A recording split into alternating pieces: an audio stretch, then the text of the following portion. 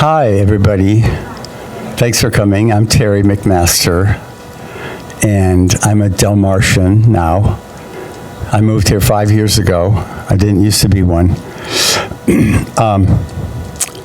Robert, thank you for letting this happen. Thanks to the library. So this is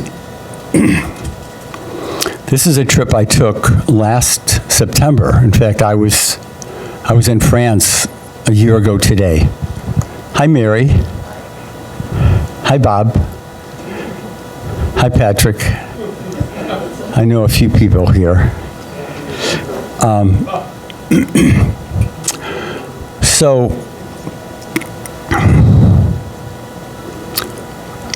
this is the flyer I made. I'm a very visual person. You might figure that out. And so I started listening to books on Audible maybe 3 years or 4 years ago or something like that. And, I've always loved reading, but listening to books opened up a whole other thing for me. Because you can do things while you're listening to the book. You can drive, you can take a walk, you can brush your teeth. It doesn't matter. You can do almost anything, and you can still listen to a book. And so this book, Stepping Stones, A Journey Through the Ice Age Caves of the Dordogne, I think it popped up on my account as a free book that I could download, and I thought, wow, because I've always been interested in archaeology and ancient history, and so I started listening to this book, and it's just beautifully written, and I listened to the book, and then I think I started listening to it again, and I ordered the book, and I started reading it, and then all of a sudden I realized I have to go there. Like, I don't want to just listen to a book or read a book. I want to go there and see this stuff. So I went online and I found this lady who wrote the book. She has a website. And I noticed that she gives tours of the caves. And I thought, oh, I've got to do this. It was unbelievably expensive to hire her, by the way. But I just thought, I want, like, this lady is the expert in this area. So then I thought, whenever I go anywhere, I always want to go somewhere else while I'm there. So I figured, well, if I'm going to France, then I really want to go to London because I had never been there. And I want to go to the Highlands of Scotland because I've been to Scotland 2 or 3 times before, but I'd never been to the Highlands where my family is from. So I took a couple of months to plan this trip. And so you're going to see the highlights of it. So I flew on British Airways, which I had never done before. And this is Heathrow Airport, which isn't as bad as it looks. It's actually pretty easy to get around. I went by myself, by the way. I mean, traveling with other people is nice, but I often like to travel by myself because then I don't have to worry about their agenda, or what time they want to do something. So I took the express train to London, which takes like 15 minutes. It would take probably a couple of hours to drive there. And this is Paddington Station. The London Express goes into Paddington Station. Have you, who here has been to London? Oh, wow. Yeah. And you've been to Paddington Station, right? Oh, okay.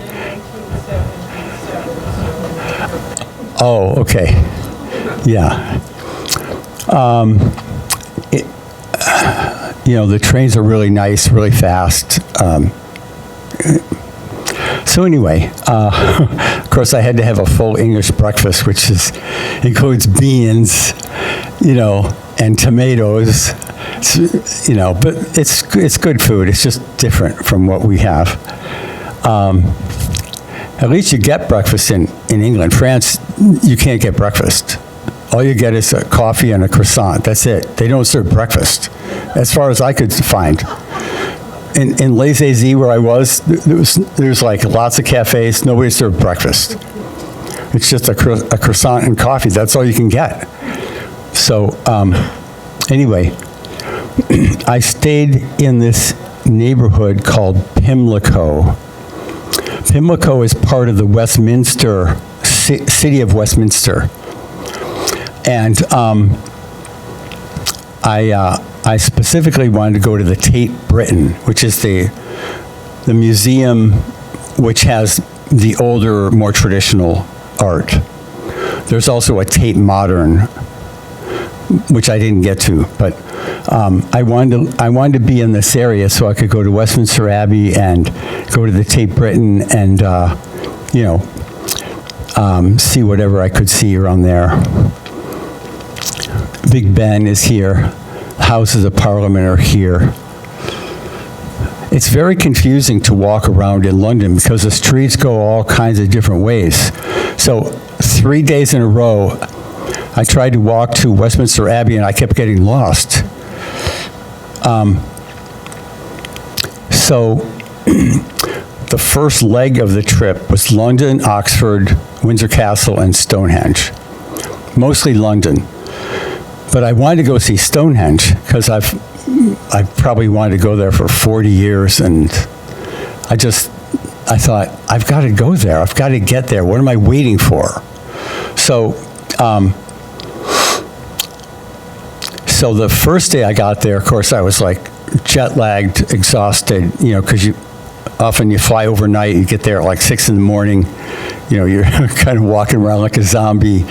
But so the second day I was there, I had scheduled a trip to Oxford, Windsor Castle, and Stonehenge. And I didn't really care about going to Windsor Castle. But I wanted to see Oxford, and I really wanted to see Stonehenge. So they have these tours you can take. It was an 11-hour day on the bus, which is fine. It was worth it. So anyway, when I got lost trying to get to Westminster Abbey, I would always end up right here. This is the back side of Parliament. And Westminster Abbey is like across the street from it, right there, the back of it. So I got to see this building quite a bit. And this was, I think, my favorite building in Oxford. It's called the Sheldonian Theatre. One of the downsides to the bus tour was that the tour guide, who was talking to us on the bus and showing us around, he had a pretty heavy Spanish accent. So a lot of the time I didn't know what he was saying, even though he was speaking English, which is sort of a downside of it. But anyway, it was a great trip, and of course Stonehenge was the best part. So this was a little cafe we stopped into.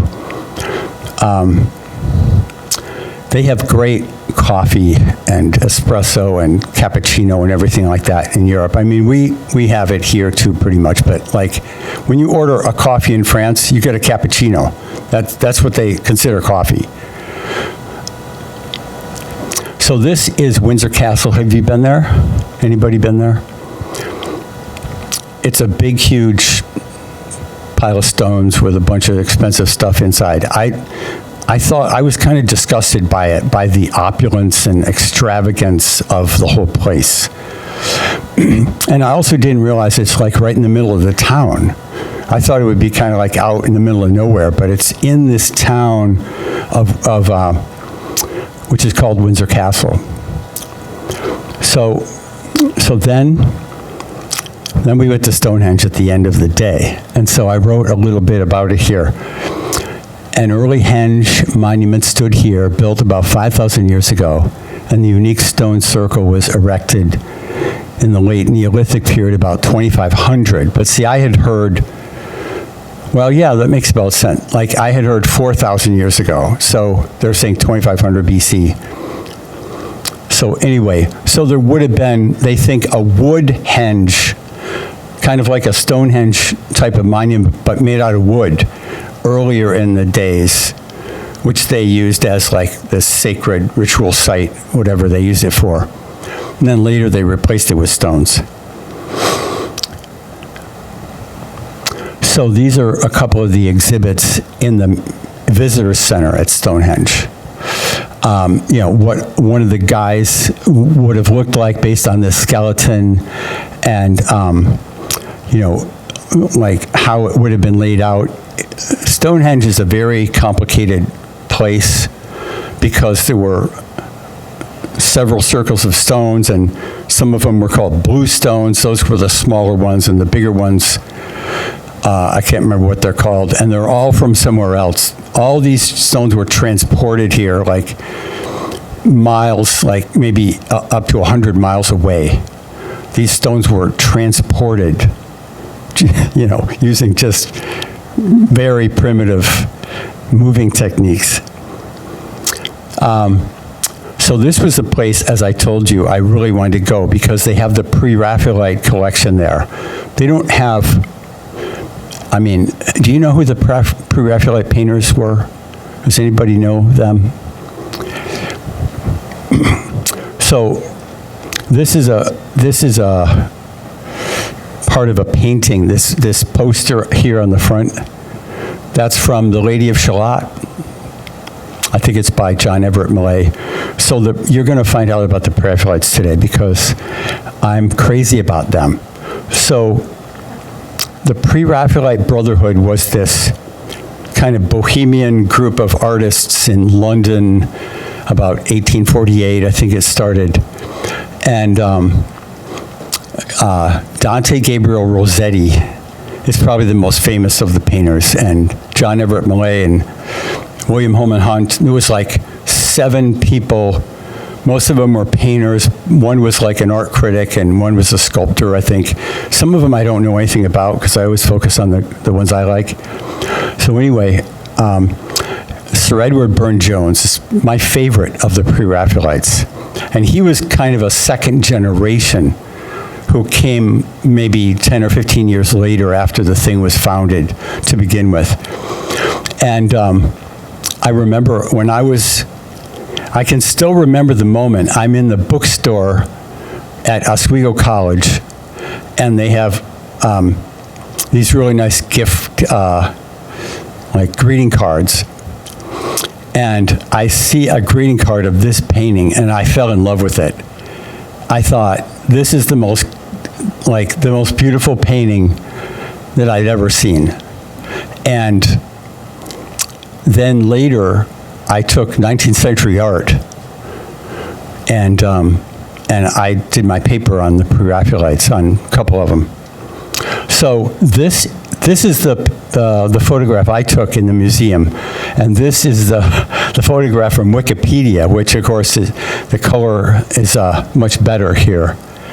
So, because when you have art under fluorescent lights, it's going to change the color, and then you take a photograph of it, and the photograph can't catch all the colors exactly as they are, so that changes them a little bit too. So there's the difference between the version probably as it looked originally and the one in the museum. So then here's another of the paintings that are there.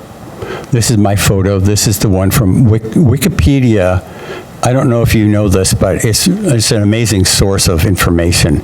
It may not all be completely true, but they have great images, and you can download them. So whenever I'm doing a talk, I download most of my images from Wikipedia because there's no copyright. You could just download them very easily. So anyway, Burne-Jones and William Morris were best friends, and when I was looking up the article about this, I found this information that Burne-Jones' daughter Margaret is the 4th from the top, so that's the one holding the horn or the trumpet, and May Morris, William Morris's daughter, is the 9th one down, which is this one here holding the upside-down violin. This is Burne-Jones and Morris. So you've heard of the arts and crafts movement, right? What was the arts and crafts movement? What was it?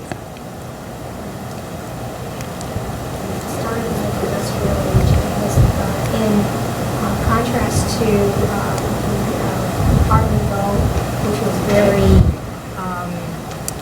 yeah, the art, it was in contrast to the Art Nouveau, which was very natural with curves and flowers and, Yeah. and the arts and crafts was very linear.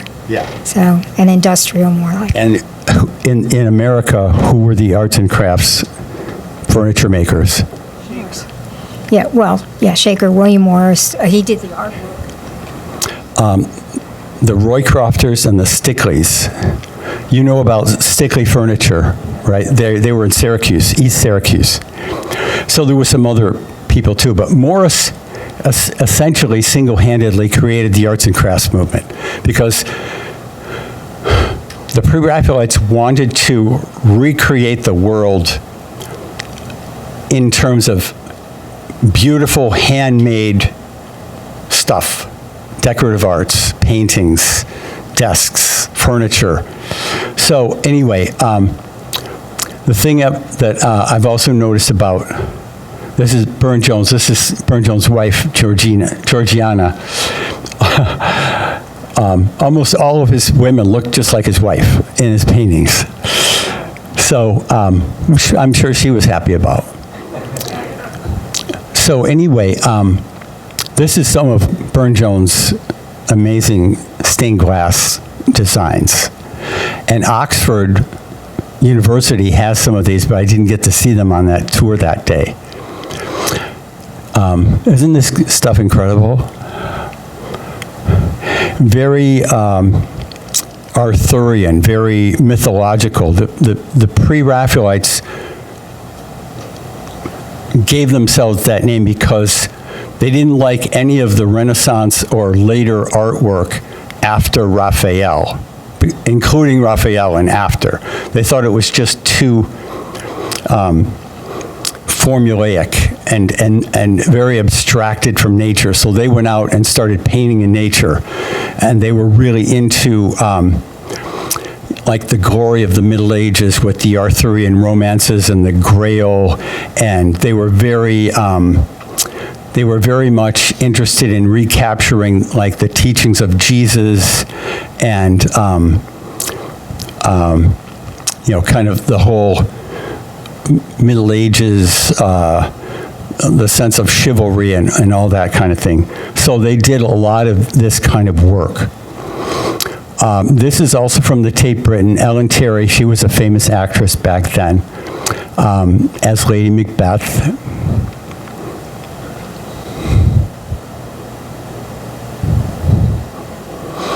And this bizarre painting, which I just immediately was attracted to. It looks like twin young ladies who are twins who each had a child. It's just so strange. And like trying to pronounce this name, Chol Maunali ladies, but it said in Wikipedia that it's just pronounced Chumley. So I was kind of captivated by this strange painting. And this John Singer Sargent portrait I thought was really nice. This guy obviously thinks it's nice. So I went to the British Library twice. And at first I thought, well, I got to go to the Tate Britain, I got to go to Westminster Abbey, I got to go to the British Museum. And then about a week before I went, I thought, oh my God, I've got to go to the British Library because there's a bunch of stuff there I wanted to look at. So I ended up going parts of 2 days.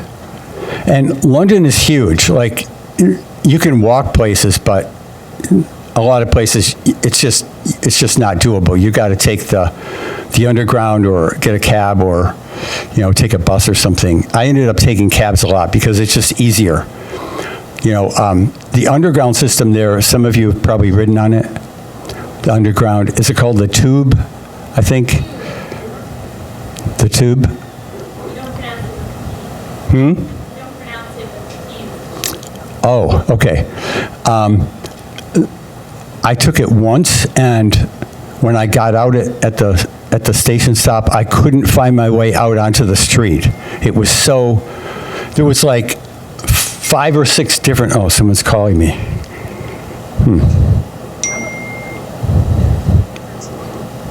Hi, Kel. There. I'm kind of in the middle of something. Okay.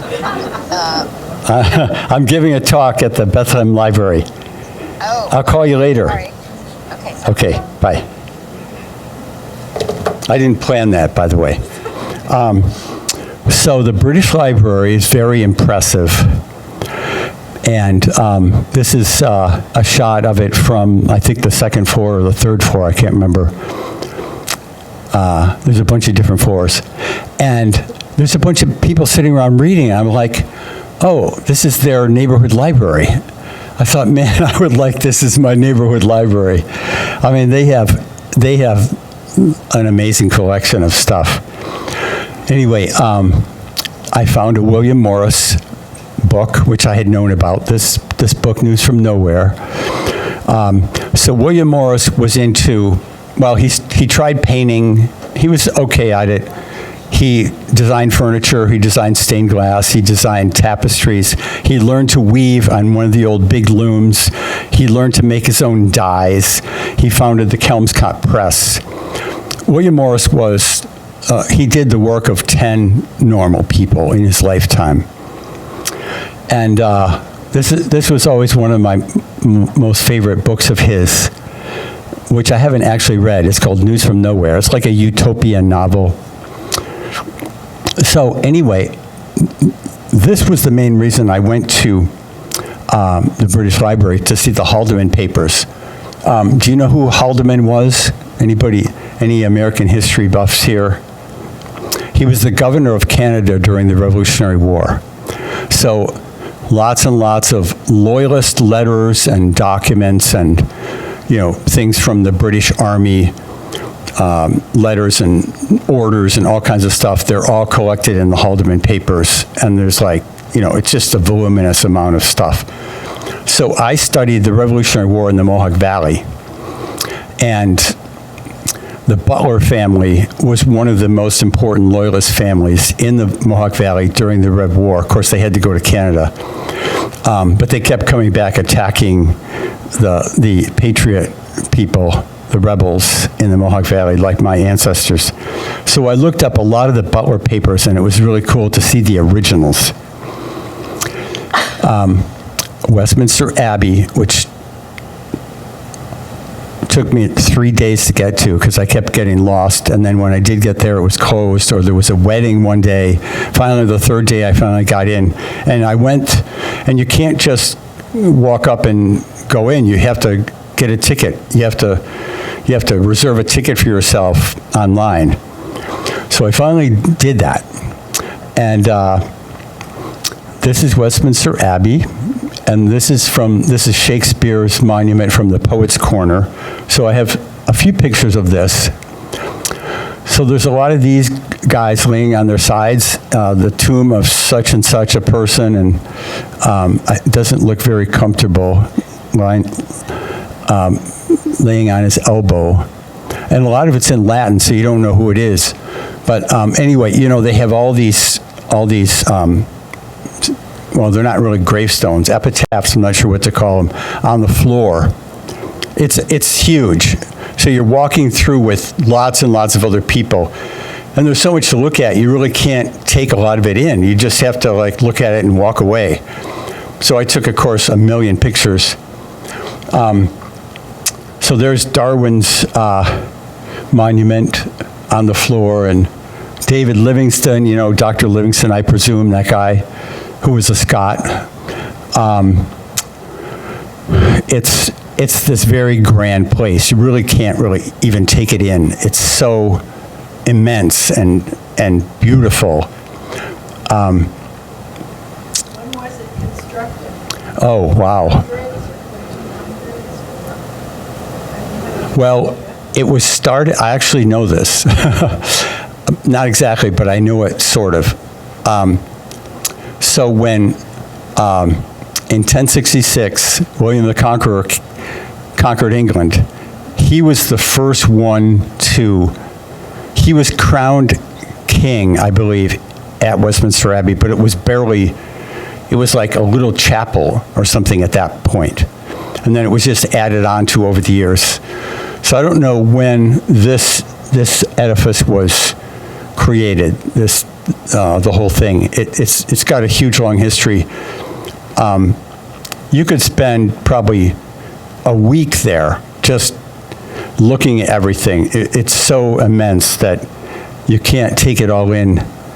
I was there for probably an hour and a half. So Dickens, this was the coolest thing in the whole place. This red lion, I think it's at the tomb of Queen Elizabeth. Yeah, Queen Elizabeth.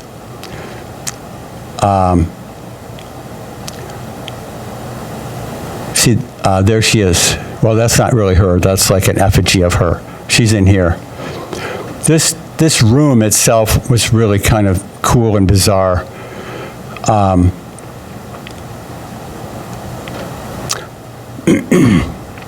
So the Poets' Corner, this is the very end of the tour. Like you walk through in a certain way, and then you eventually get to the Poets' Corner, which is where the Shakespeare monument is, and all the people are buried.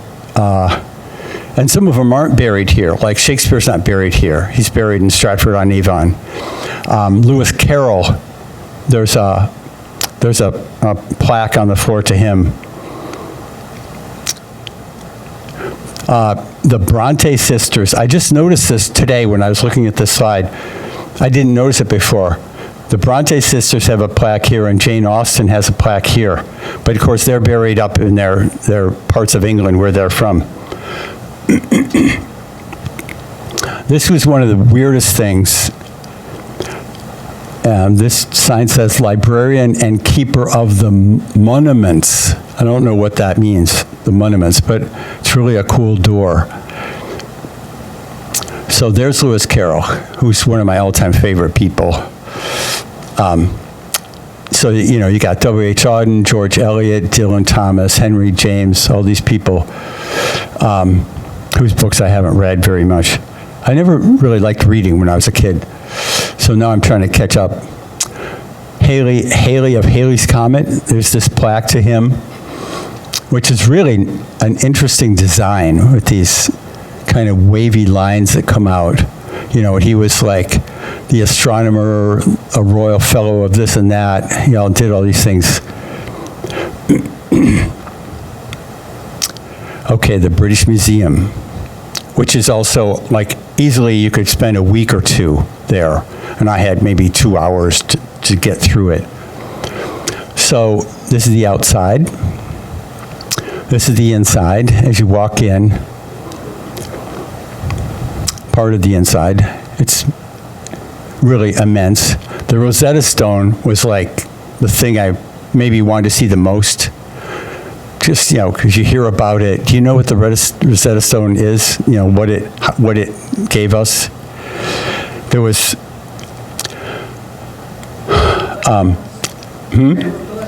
What? Yes, so the Egyptian hieroglyphics were in this part of the stone, and then there was like a kind of an older form of the Egyptian language, but in letters here. Might have been called cuneiform, and then there was a more modern version of Egyptian here, and so they realized that it was the same message 3 different ways, so they were able to decode the top 2 layers based on the bottom layer. So this is about what it looks like, give you a sense of scale. It's maybe about 3 feet high.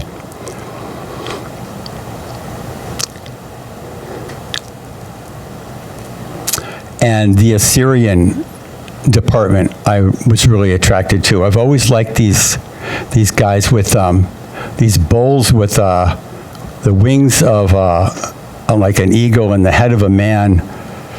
I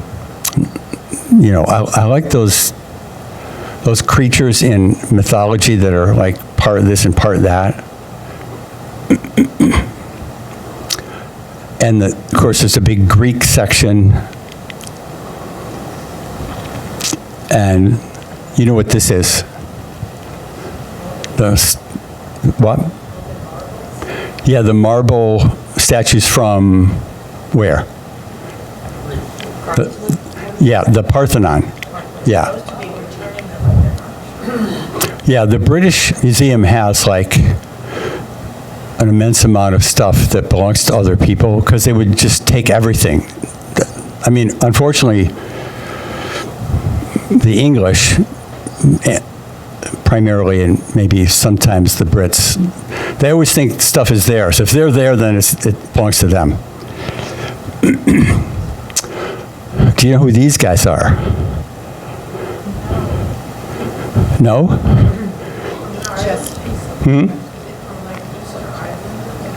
Easter Island? No. Yes, right. It's a Viking-related thing. So these are called the Lewis chessmen. Maybe you've come across this before. This is one of my favorite things in the whole world. The Lewis chessmen are a cache of 90 chess pieces were found on the Isle of Lewis in Scotland, like in the early 1800s, by just some guy who, like, maybe he was digging in a sandbank, or maybe they were just exposed on the, like, the western, northwestern coast of Lewis. And they had been in like a leather bag, but the leather bag was gone. But the buckle of the leather bag was still there, and then there was like parts of 3 chess sets that were all made out of walrus tusks and whale teeth. They're maybe about 3 or 4 inches high, maybe 1.5 inches, depending on the piece. So the British Library, or the British Museum, of course, has a lot of them. So they were found in Scotland, and it's a little bit mysterious as to like who owned them and what happened to them and who bought them. But the British Museum ended up with most of them, and the Scottish National Museum ended up with a few. So anyway, I just love these guys. And this is the guy called the Berserker. Do you know what a Berserker is? The Berserker is the guy in battle who just goes crazy and kills everybody. Like, not his own guys, but the other guys. This is I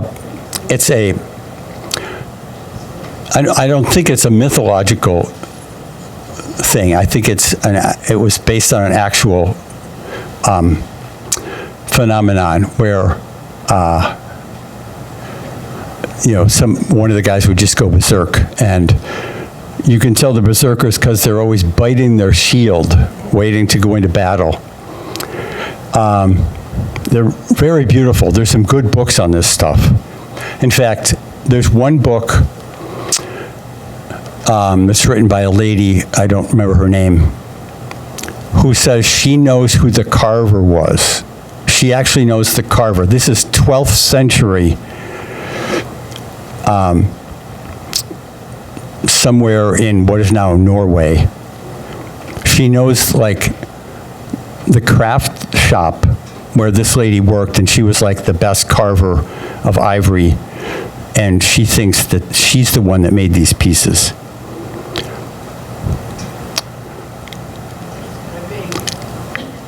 That's kind of vague. What? That she knows, I believe it. I believe it because, is there like a artists on the bottom of them? artists and carvers have a certain style. So the carver that she's talking about made other pieces that we have, they're documented as being hers. So I think that's why the author says that they were hers. So there's some more pics. So see, here's an early picture of Scotland. There's the Isle of Lewis. It's the one up on the northwest side. And I have this fantasy that I'm going to go there and find one of the pieces that the guy missed when he picked up all the other ones. Like, it'll just be sticking up out of the sand. And then I'll have to smuggle it home because I'm not going to turn it into Scotland. When do you want to do this? When? Next year. So Don't turn it into the British before. Yeah. So have you ever been to Iona? Has anybody been to Iona? You know what Iona is? Monastery? Yeah, there's a monastery there. It's still a monastery. It's a cloistered monastery. I was there in 97.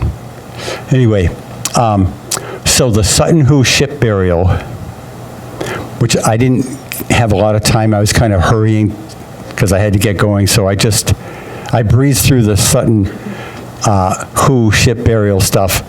And about 2 weeks ago, I saw something about it on TV, and I thought, oh, I wish I had seen that stuff. And then I was looking at my slides, and I'm like, oh, I did see this stuff. I just didn't really have time to look at it.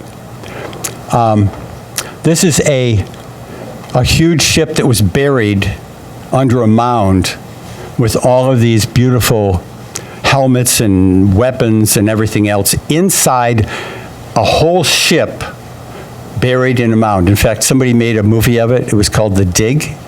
Did you see that? Okay, and then this stone here, this inscribed stone, which has Latin words on both sides, and then Ogham. Do you know what Ogham is? It might be pronounced Ogham. It's an early Irish alphabet, not an alphabet exactly. Well, it's sort of an alphabet.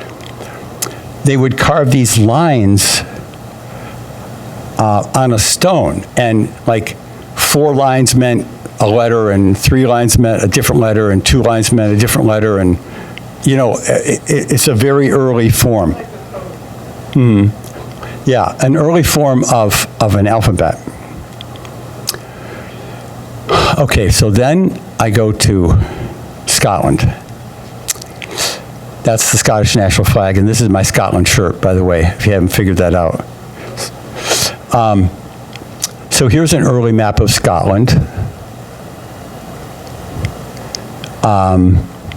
So these are the places I went. Stirling Battlefield, where William Wallace beat the English in 1297. You saw Braveheart, right? So his first big battle in the movie, that's the Battle of Stirling. And then I went up to the Western Highlands where my family's from, and I saw this stuff here. So the Western Highlands are like this area right here.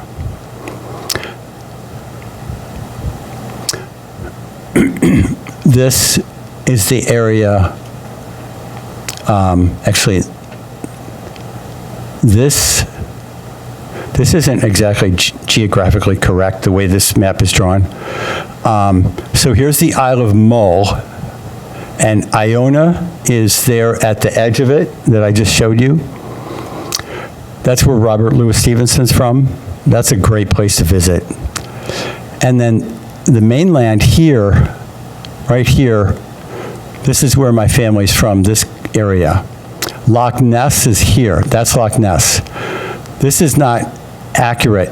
There's some slim bodies of water that go down from Loch Ness here, and then Loch Linney is the one where my family lived. So, as I said, I had never been to this area before, and there's not a lot of history about the McMasters there, but the history that we know is not good. So this is Loch Linney, and see here's Mull and Iona, and Fort William, the town where I stayed, is here, and Loch Ness is up here. So the Corran Ferry. So here's the story. About 15 or 20 years ago, I was in this bookstore and I found this book on the Highland clans. And whenever I find a book on Scotland, I always look to see if the McMasters are in there, because we were not a big clan, and we're often not in the books about the really big important clans. So I come to this place where it says, in such and such a place, the McMasters were attacked by the McLeans, and one of them ran to the Corn Ferry, and he was killed, and that was the end of the McMasters. And I said, well, that's not true. That's not really true. But it was the beginning of me trying to track down the early history of my family. So the Corn Ferry was something I had wanted to go to for years. So when I was planning my trip, I figured I'd stay in Fort William because that's like the nearest town. Have you heard about the massacre of Glencoe, where the McDonald's were killed? So I planned to go to Sterling first to see the Wallace battlefield, and then go up into the Highlands and go to Fort William, see the Corn Ferry, see where the McMasters lived. And what happened just completely blew me away. I can't, it's hard to explain, but, so I went on September 11th to Scotland, and I flew into Glasgow and I drove to Stirling, and the rental cars there, like, they're brand new cars. So there's all these bells and whistles that I'm not used to because I have an old car, and I couldn't get the GPS to work correctly, and the signs are a little bit difficult to read.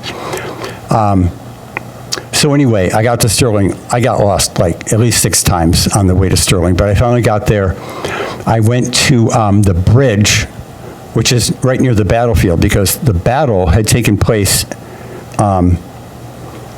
at this small river, and so I'm at Stirling Bridge, and about a week before I went, I started looking at my calendar, and I'm like, okay, so I'm going to be in Stirling on the 11th, and I'm going to be here and here, and then I look up Wikipedia about the Battle of Stirling, and it happened on September 11th. I was there on the anniversary, which I hadn't planned. It was completely, accidental that I was there. And there's nobody there. I'm at the bridge and there's nobody there. I'm like, how could this be? Well, it turns out there's this Wallace monument like a mile away, and the celebration was over there at the Wallace monument. So anyway, the Robert the Bruce statue is here. This is at Stirling Castle. And there it is again. So this is a little bit of stuff. You remember Robert the Bruce? He was the guy who beat the English after William Wallace had beat them, but really won the independence of Scotland. So Robert the Bruce I think he and Wallace are the 2 most important figures in early Scottish history. So Stirling is this beautiful little town. When I was there, I thought, oh, I could live here. Partly old, partly new, very quaint, lots of cool little shops. I went to this little bistro called the Wee Wolf, and I'm actually looking out the window of the Wee Wolf at this here, and this is also another statue to Wallace. So driving up to the castle, you have to drive on the left side. Have you ever done that? It's really, I don't know if I would say it's fun. It's very challenging, and it's very nerve-wracking because you have to just think the opposite every moment. Do the opposite, but it gets interesting and cool after a while. So this is a picture of the street going up to the castle, and then this is a picture of the back end of the castle. And you see this kind of thing in Europe a lot. They built these castles literally right on the edge of a cliff, like on the edge. I always thought, didn't they think it might crumble and the whole place would fall down? But that's the way they built castles back then. So this is the Wallace Monument, which I had to go to and spend some time there. And guess whose sword this is? It's William Wallace's sword. Now, maybe he had more than one sword, probably did, but This is the one they have. And this thing is like 6 feet long. It might even be longer than 6 feet. It was in a case that was a little bit off the ground, and it came up above my head. It was easily 6 feet long, made of iron. So it was pretty heavy. And there's, as you go into this this Wallace monument, the stairs is like,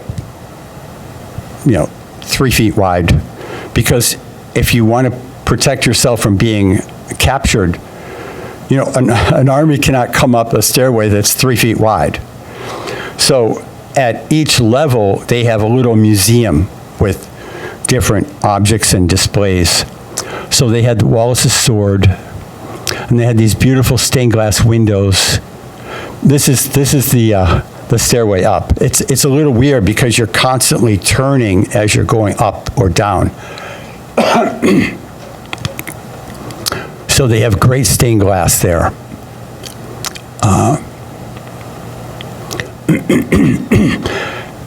And this is this is a picture of what the battle looked like. So this is how the Scots won. Remember William Wallace in the movie? You got to use this before you use your sword. So the Scottish army is on this side, the English army is on this side. The English army starts to come across this little bridge. So they waited till about half the guys were over, and then they attacked them. And of course, these guys can't get any more over. So they had these guys trapped between the bends of the river, and the William Wallace's army was like half the size of the British, but that's how they won. So then I drove up into the Highlands, which is like maybe 2 hours. Really beautiful drive towards the end of the day. So I start to see signs for the Corn Ferry in Fort William. So I'm only 5 miles away, 13 miles away. Inverness is 79 miles. Then I'm a little closer. So of course I'm taking photographs as I'm driving on the left side of the road, right? With my iPad, which is hard to hold and take pictures at the same time. But really it's the only way to get good pictures while you're driving. So I'm a good driver. I am. I'm very careful. No traffic. No. So I arrive at the Corn Ferry just about sunset. So this is important, as you know, because the other side of the Corn Ferry, this western side, that's where the McMasters got killed. Or at least one of them got killed there. So here's a map. So see, Stirling was like down here, so I drove up this this little windy road all the way up through Glencoe, and then the Corn Ferry is right here, where the land comes together a little bit on that lock. And of course I had to find a good place to eat the next morning. So I found this place, Cafe 115, which was really lovely. I think I went there at least twice while I was in Fort William. And of course I had to meet the locals. So these guys were sitting at the table next to me. I don't know about you, but I talk to strangers a lot. And when I'm traveling, I really talk to strangers a lot. So of course I said, where are you guys from? And they said, oh, well, we're from such and such. They were Scots. They weren't from there, but they were from not too far away. So I had a nice chat with them. And then I went to the West Highland Museum, and I only included a couple of pictures. The West Highland Museum, I could have stayed there for days. I was there 2 different days for maybe 2 hours, and almost the whole history of Scotland is in that museum. This is a shield made out of wood with like brass studs. They had really great stuff in there. So here's another piece of the puzzle. So when I decided to go to Scotland, I sent an email to my Y-DNA cousins. I have Y-DNA cousins. And these guys said, yes, we'll meet you there. And I had never met these guys. So These are McMasters from Columbia, the country. Columbia, the country. There are McMasters there. So this is my cousin Pablo. He's the one who I first connected with on email because he's a Y-DNA cousin. Do you know what Y-DNA is? You know what it is? You know what DNA is? Y-DNA is the male line. So for me, it's the McMaster line. So if you want to know what your male line is, like starting with your father, then either your father or a brother or an uncle from that line would have to do the test, and then you get a look way, way, way back into history on that line. So I was looking up the McMaster line. So this is Pablo's mom. She's a McMaster. She's descended from the guy who lived in Auburn 100 years ago and became the consul to Columbia, and then stayed there and got married, and they had kids, and Christina is a McMaster, spelled M-A-C. And so this is Helen, Sophia, Rod, Christina, and Pablo. So they're this family. They mostly live here now, but they're from Columbia. And so they came and met me there. And of course, they had never been there. So this is us waiting for the Corn Ferry to get on the next day. Remember that beautiful sunset picture I just showed you? This is the same place the next day. So we're waiting for the ferry. Cars get off. We get on. We go across. It only takes like 2 minutes to go across. So now we're on the side where the McMasters got killed. So we know that there's a house called the Ardgour House. It's like a mile into the interior from this point. And we know that that's where they lived, and that's where the McLeans still live. The people that killed my family and drove them out still live there. And so we drove in this road where I kind of knew where the road was, and we got to the house. This is called the Ardgour House. It's the old mansion built in the 1760s. But it's gated off, so you can't go in. You know, you're not supposed to go in. In fact, even being on this road, it said private road, but I thought, listen, I want to go see this place, and they all agreed. So we drove in. We didn't hurt anybody. So we're there, and then we come across this sign along the side of the road. It says something about a kitchen garden, and I thought, well, I don't even know what that means. But when we stopped to read it, it says that this is the house where the McMasters lived. The McLeans killed them and threw them out, and the bodies of the slain were buried close by the house in McMaster's graveyard. Now, we are stunned because we never thought there was a graveyard there. We just thought, we're going to see this land, this is where we lived, and that'll be it. So we were like, there's a graveyard here. I knew they had killed us. I never knew they had buried us. So, of course, in those days, you know, if you kill people, you bury them. You don't just leave them there on the surface of the ground. So, but there's no way to go see the graveyard, and we don't even know where it is. And, you know, there's fences. You can't just walk onto someone's land without permission. So, anyway, we go, we take a look a little bit more at the mansion. There's the sign. There's the Pablo gang.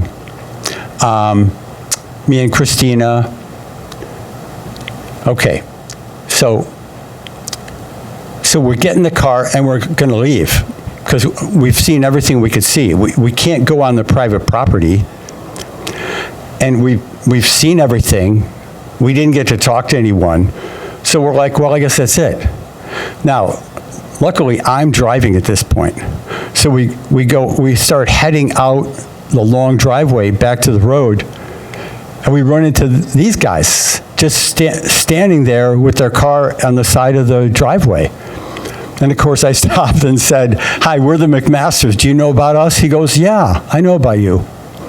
Now, this guy didn't live there. He was just working there or something. I don't know what he was doing, or visiting someone.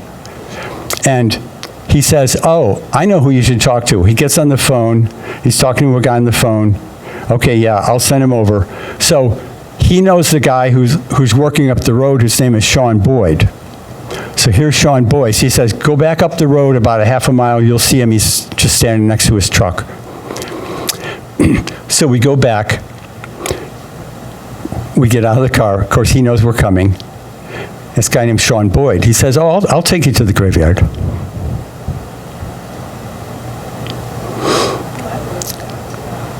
Yeah. Because I stopped and talked to that stranger and said, hi, this is who we are. So he takes us into the pasture that's in front of the mansion. So now we can actually see the mansion better. And Sean Boyd says, the graveyard is up this way, and it's surrounded with Douglas fir trees in a big circle. So we're walking. So we come to the place where there's like these huge Douglas fir trees planted in a circle. This is the graveyard. Of course, there's no stones or anything. There's no markers. So there we are, standing in the old McMaster graveyard. And yeah, it was just a really profound experience. And Sean says, oh, by the way, the Boyds have been aligned with the McLeans for a long time, and we were actually part of the people that killed your family. So anyway, this is what this land looks like. By the way, when we were there, Sean calls the Laird McLean, his friend, the guy who's in charge of everything, and he says, hey, the McMasters are here. Do you want to talk to him? And he said, yeah. So I got on the phone. I said, I would at least like 1 acre back. So anyway, we go back out to the road. This is the very end of Loch Linney. We're at the bottom southern end. Of course, in Scotland and Ireland, in the summer, every 10 minutes it rains and then the sun comes out, and then 15 minutes later it rains and the sun comes out. So that's what happened there. Now, I'm realizing that we're almost at 2, but I'll take you to France. So this is where I went, this little town called Les Aisies. It's near Bordeaux. It's about 2 hours east of Bordeaux. So I flew into Bordeaux from Glasgow. And this is an up-close version of what the Dordogne looks like. It's this area with this red line around it. So here's Bordeaux. The Dordogne is this southwestern county, which is full of caves and archaeological sites. So there's Les Aisies. And Lascaux, you've heard of Lascaux Cave. That's up here. That's up here. I went up there once. So this is Les Aisies. It's one of the most picturesquely beautiful places I've ever been. There's this huge rocky outcropping that goes on for miles, and the town is built right into it. It's built into the rock face. So when I was looking where to stay, I'm looking on Airbnb, and I'm thinking, oh, I got to stay in this town. This is like the center of prehistory for, they claim, for the whole world, but certainly for France. So they have a monument to the Cro-Magnon man who was found there. Cro-Magnon, who's one of the earliest versions of human beings, was found there in Les Aisies. And so 40,000 to 10,000 years ago is the time period when the Cro-Magnon lived. And so this is the place I stayed. And see, the town is kind of over this way and over on this side, so I'm in this little lane behind the buildings on the main street, right up against the cliff. And this is my bedroom. When I saw this online, I thought, I have got to stay there. I thought, I just hope there aren't a lot of spiders, you know, because, I mean, how you got to make your walls so that they butt up against the rock face. But there were no spiders. And And this is looking back out of my bedroom into the hallway. You can, it almost looks like, wait a minute, this isn't possible. But there's a lot of places like this, restaurants and all kinds of places that are built up into the rock face. This is the Prehistory Museum.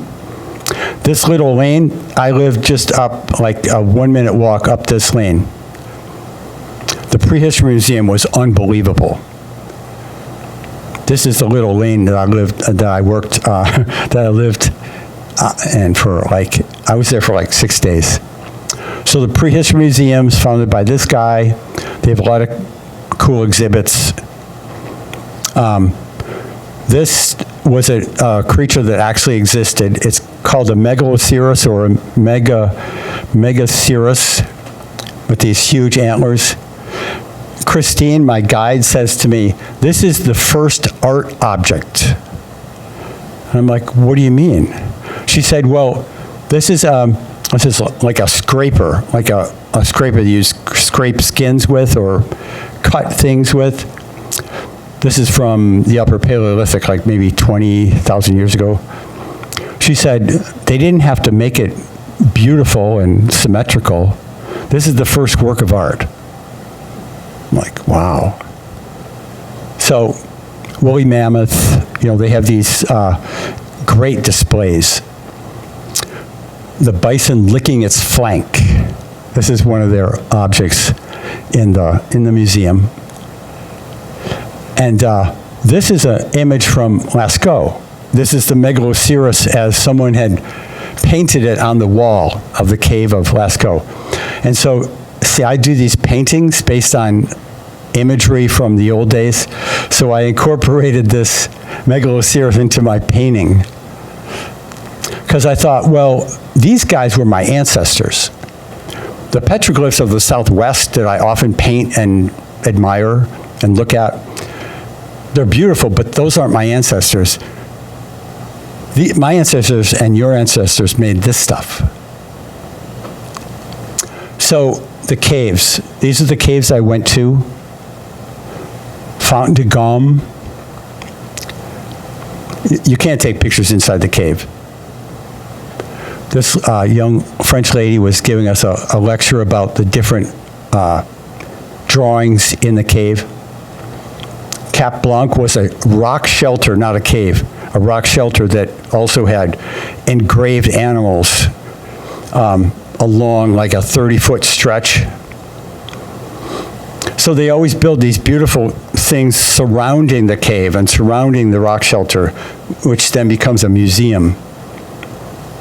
This is a reproduction of what a woman may have looked like from those days. And a head of a horse. These artists were very naturalistic and realistic in some ways.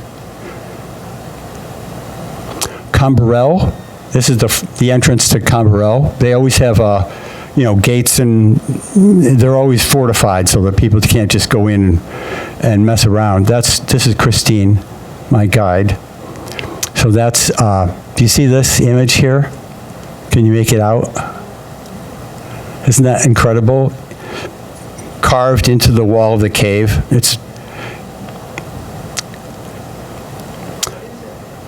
It's a lion. I know it might be hard to see. Here's the ears, here's the muzzle, the front. I know sometimes you're looking at this stuff and you can't make it out because you're not used to. In a lot of these caves, they actually found the crayons that the artists had been using to draw with. Like, and they only had, maybe 3 or 4 colors based on whatever they could use out of the ground. What were they, stones and crayons? They were kind of like a crayon, like a waxy material with a pigment inside, just like we have crayons today. So this is a form of carbon, and these are I can't remember what these are called, but they had red, yellow, black. Like crepe paws? Like what? Crepe paws? Yeah, sort of like that. So this is a restaurant we went to, which is also built into the rock. The French food is unbelievable. You know, every day Christine would take me to a different French restaurant. Of course, she made me pay, but I didn't care. This is Rouffignac, another of the caves. So there's maybe half a dozen caves you can still go into there. You know, they're not blocked off permanently like Lascaux. This is the interior of Rouffignac as you go into the gift shop. Then I took a little drive up to go see Lascaux, and I stopped at this little French village and I had lunch. It was like an art gallery / cafe. This is the guy who I talked to. Well, he couldn't speak any English. He couldn't speak a word of English. He's a really nice guy. He makes these beautiful carving boards, and he made me this sandwich. It's called Lascaux 2, so it's a reproduction of Lascaux that you can go to, but it's not as good. And this is some of the paintings from Lascaux's cave. Too many people went into Lascaux in the early days, and it started to deteriorate, you know, because you bring germs in, your breath like sticks on the walls, and it creates all kinds of problems. So they closed Lascaux. Then I went to Bernifal, where they have this human face, a picture of a human face, which is very rare. In this ancient art world, they never represented human beings, never, except in a couple of cases. And if your brain is not full, I went to the National Museum of Scotland and I saw their version of they have like 9 pieces of the Lewis chessmen. And they had this Gundestrup cauldron, which is an early Celtic cauldron made out of tin, I think, with these beautiful designs on it. So, and then I went to see the Wolfman panel in Utah in May. This is the kind of stuff I study most of the time. Southwestern U.S. petroglyphs and pictographs. And you got to hike to a lot of them. It was really a neat experience. This guy is called the Wolfman. I'm not sure why. So that's it.